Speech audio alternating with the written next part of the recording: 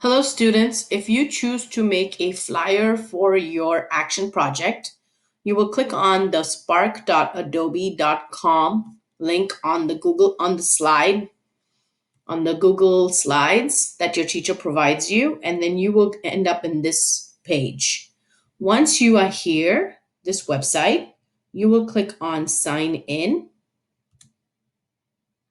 After you click on sign in, you will sign in right here where it says teacher or student login, right? So you will click on login with student school account. You will click on continue with Google.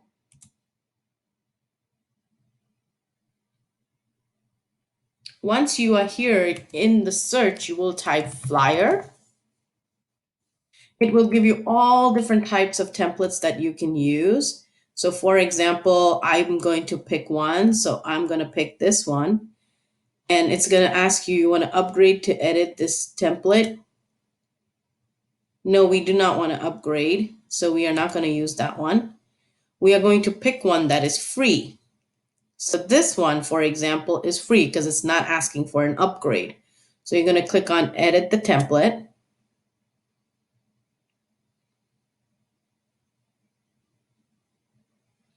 Once you are in the template, on the side, right-hand side right here, you will find different tools that you can help make your flyer. So you have the templates, you can design it, you can change the color, you can change the layout, you can change the size of the template, you can add animation. So feel free to use any of these to build your template.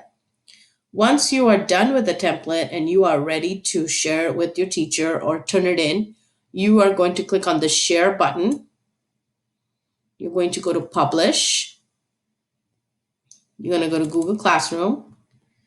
Your teacher will already have an assignment ready to go where you can turn it in. So for example, I'm going to go to my class, click assignment, and it'll say action plan project.